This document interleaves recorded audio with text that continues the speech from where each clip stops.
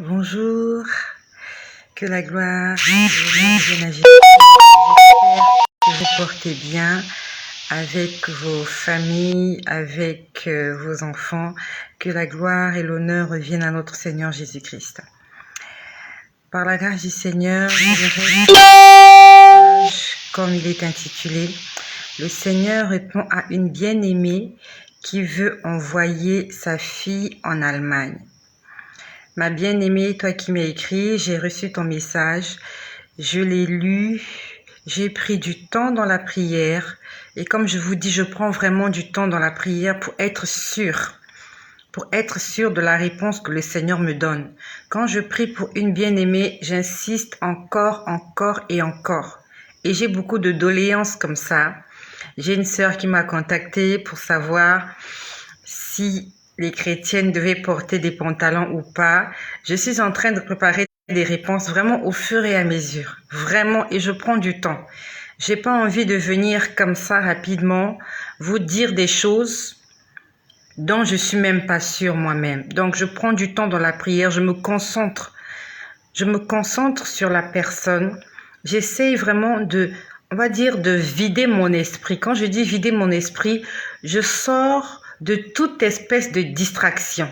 Donc, je reste tranquille dans un endroit calme pour que si le Seigneur parle, que j'entende bien.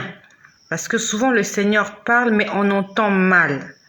C'est comme pour ceux qui m'ont suivi tout à l'heure, la nuit dernière, dans la nuit du 11 au 12, quand le Seigneur m'a parlé, quand il m'a parlé de la fin des temps, j'ai entendu, j'étais dans la salle de bain, j'étais allée dans la salle de bain.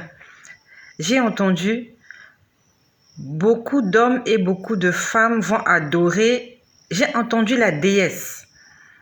Mais pour moi, je crois que c'était la bête. Parce que dans la Bible, on nous parle de la bête. La bête est le faux prophète. Mais moi, j'ai entendu la déesse. Pourtant, j'étais éveillée. J'ai entendu la déesse parce que j'ai entendu le S. Mais au fond de moi, je me suis dit, est-ce que c'est pas la bête dont il s'agit? Donc, c'est comme je vous dis, ça, c'est quelque chose que j'ai entendu. Mais quand je suis en prière, vraiment, j'essaye de me faire un environnement le plus calme possible pour que même si le Seigneur me chuchote I, que j'entende I. Vraiment, je prends du temps, je demande aux enfants de me laisser tranquille, j'éteins tout, je ferme tout pour que rien ne me dérange. Dans ma sœur, je me suis concentrée sur toi, on va dire, toute cette soirée. Quand j'étais en train de prier pour toi, j'interrogeais le Seigneur. Bonjour ma sœur Rosette, sois bénie. Sois bénie, que le Seigneur te fasse du bien, qu'il se souvienne de toi, vraiment, qu'il se souvienne de toi et surtout que tu marches dans l'obéissance, dans la crainte, car le Seigneur va te faire du bien. Lorsque tu prends la décision de marcher dans les voies du Seigneur, de lui obéir, de lui faire confiance, le Seigneur ne déçoit personne. Dieu n'est pas un homme. Dieu n'est pas un homme, ce sont les hommes qui nous déçoivent. C'est la société qui nous déçoit. Dieu ne va jamais nous décevoir. Il va te faire du bien, ma sœur. Reste accroché à Jésus-Christ. Reste fermement accroché à Jésus-Christ. Que cela soit ton partage. Donc, je reviens auprès de ma bien-aimée qui m'a parlé de la fille, de sa petite fille qui devait partir en Allemagne. Pendant que j'étais en train de prier pour toi, ma sœur, vraiment, j'ai insisté longtemps. J'ai insisté longtemps. Avant que le Seigneur ne se mette à me répondre, j'ai insisté. Je voulais entendre quelque chose. Non seulement voir, mais entendre. C'est mieux quand j'entends. Parce que quand je vois, souvent je vois, je ne comprends pas. C'est mieux quand j'entends. Parce que quand j'entends, c'est clair. Quand je vois, souvent il faut que je demande l'explication de ce que je vois. Donc au départ, quand je prie pour toi, et en fait pour l'enfant, pour le voyage de l'enfant, savoir si le Seigneur permettait que tu envoies l'enfant en Allemagne, j'ai entendu l'Europe, non. Je l'ai entendu une fois. L'Europe, non. J'ai entendu l'Europe, non. Je suis restée tranquille, je me suis posé la question, est-ce que je rêve ou pas? J'ai dit, je continue. J'ai insisté. Je dis, Seigneur, est-ce que l'enfant doit aller en Allemagne ou pas? Seigneur, est-ce que l'enfant doit aller en Allemagne ou pas? À ce moment-là, je vois un homme. Ça s'est passé dans... C'était en Europe parce qu'il y a une certaine teinte quand on est en Afrique et il y a une certaine teinte quand on est en Europe. Quand je parle de teinte, je crois que vous comprenez ce que je veux dire. Il y a un environnement, quand vous le voyez même en photo, vous savez que c'est l'Afrique. Et il y a un environnement ou des environnements, quand vous voyez, vous savez que c'est l'Europe. Donc l'environnement que je voyais, c'était en Europe, c'était quelque part, on va dire que c'était une image bloquée. J'ai vu un homme.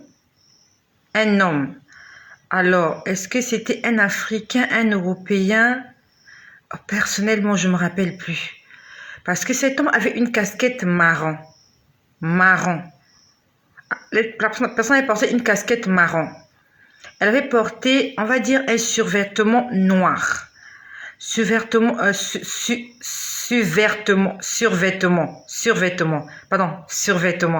survêtement noir.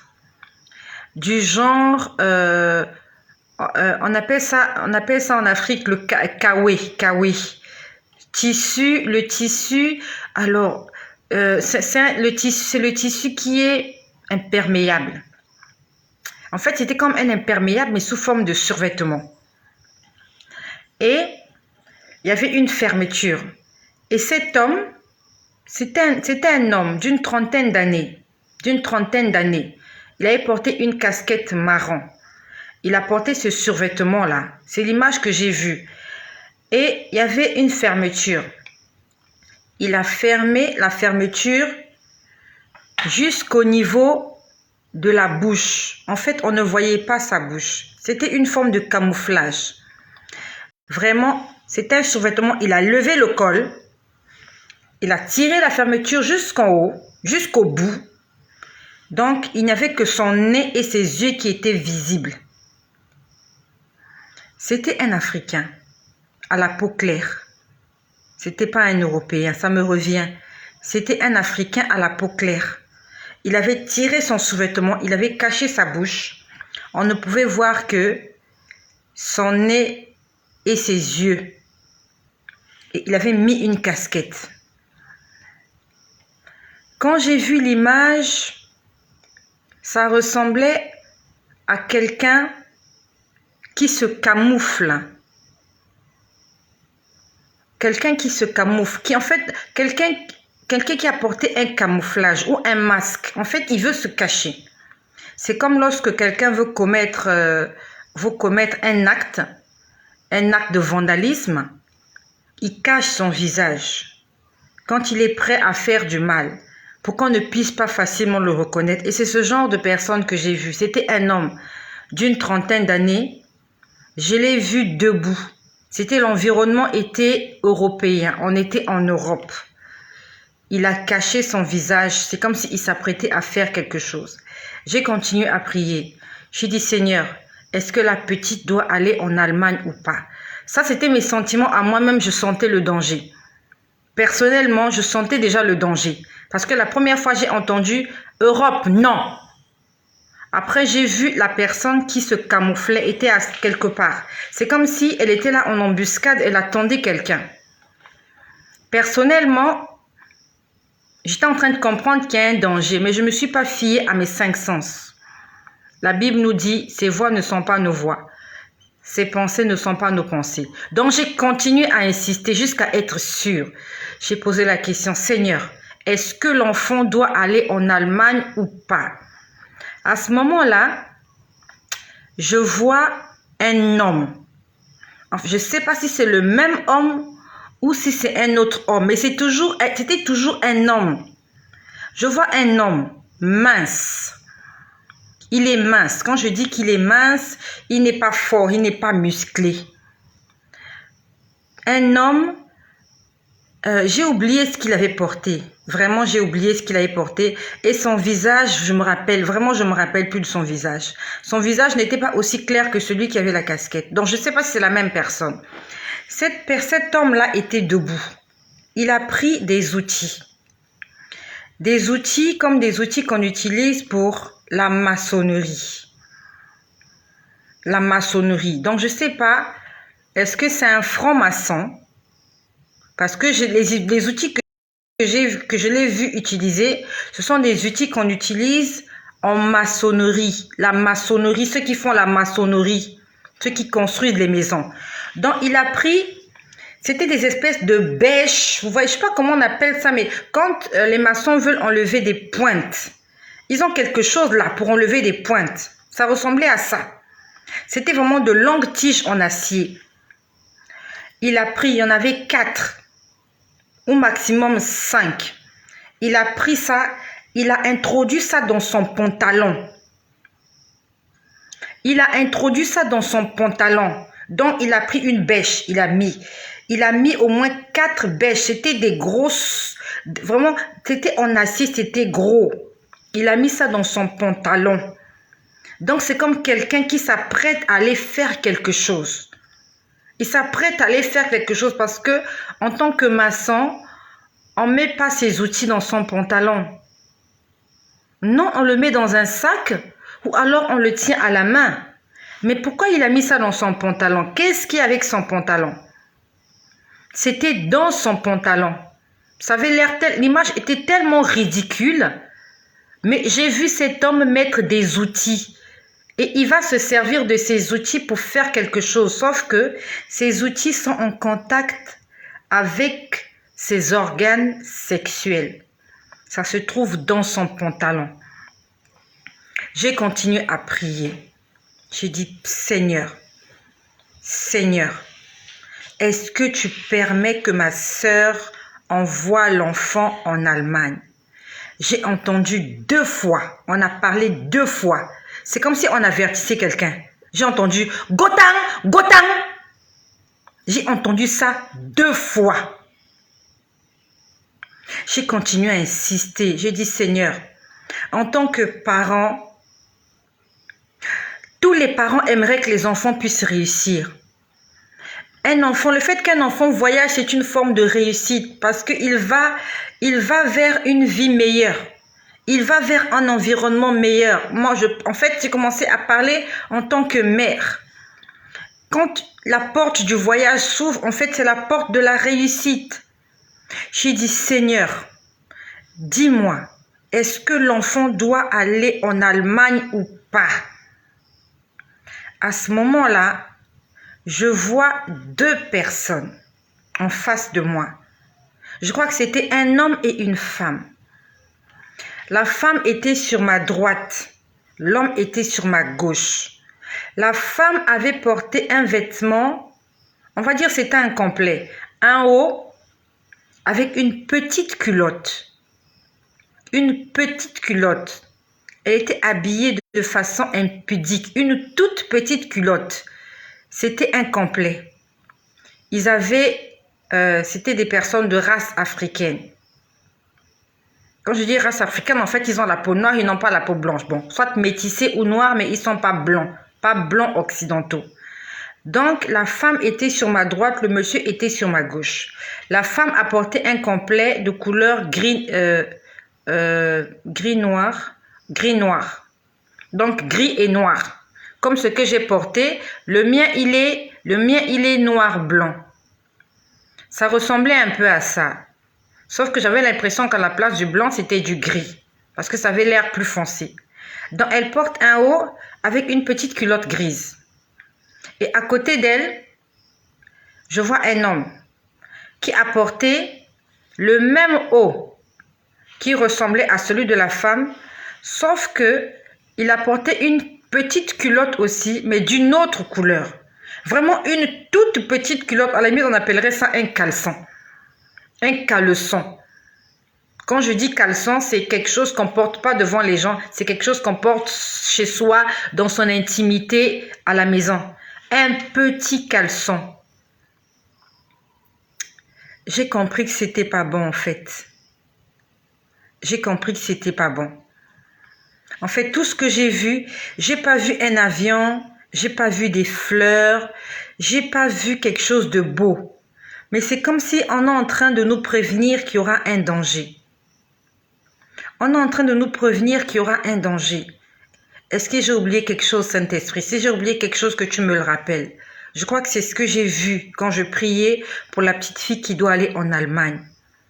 Tout ce que j'ai vu, c'est ce que je t'ai dit.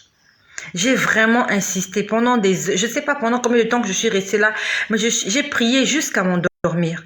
Et même quand je me réveillais, je continue à intercéder, à prier, à prier, à prier. Je ne sais pas à quel niveau tu trouves tes démarches pour l'enfant.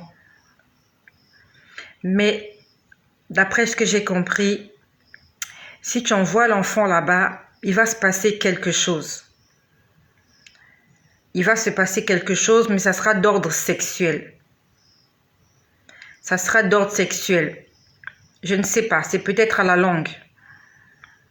Est-ce que quelqu'un va abuser de l'enfant ou l'enfant va se retrouver dans la rue en train de se prostituer? Mais j'ai senti comme si on te prévenait parce que j'ai entendu 2 fois. Gotham, Gotham. En fait, c'est pour te dire attention, attention. Attention, attention. Je crois vraiment, j'ai pas noté ça, j'ai essayé de retenir ça. Je crois que c'est ce que j'ai vu. C'est ce que j'ai vu pour toi, ma sœur. Donc, si tu tiens à faire partir l'enfant en Allemagne malgré tout ça, mets-toi dans la prière. Demande au Seigneur de te confirmer ce que je t'ai dit. Il faut que le Seigneur te le confirme. Et si le Seigneur te l'a confirmé, n'insiste pas. Il s'agit de l'avenir de l'enfant. En Afrique aussi, on peut réussir. En Afrique aussi, on peut réussir. Là où on se trouve aussi, on peut réussir. C'est pas forcément en Occident qu'on va réussir. Mais le Seigneur nous a déjà avertis qu'il va se passer un danger. Peut-être pas aussitôt. Peut-être à la longue. Il va se passer quelque chose. Donc, si malgré cela, tu envoies l'enfant en Europe quand même, il faudrait que tu la gardes dans tes prières sans arrêt. Mais n'oublie pas que Dieu a déjà averti. Dieu a déjà parlé. Ma sœur, sois bénie chez toi. Je t'encourage à continuer à consulter le Seigneur afin de t'investir dans une entreprise. C'est très important. J'ai mal au cœur pour toi parce que je sais que pour une maman, on aimerait que sa fille réussisse. Là-bas, elle aura des opportunités. Mais le Seigneur a déjà montré. Soit tu continues, mais tu te mets vraiment dans la prière ou alors tu changes de trajectoire. Soyez bénis chez vous et que le nom glorieux de Jésus-Christ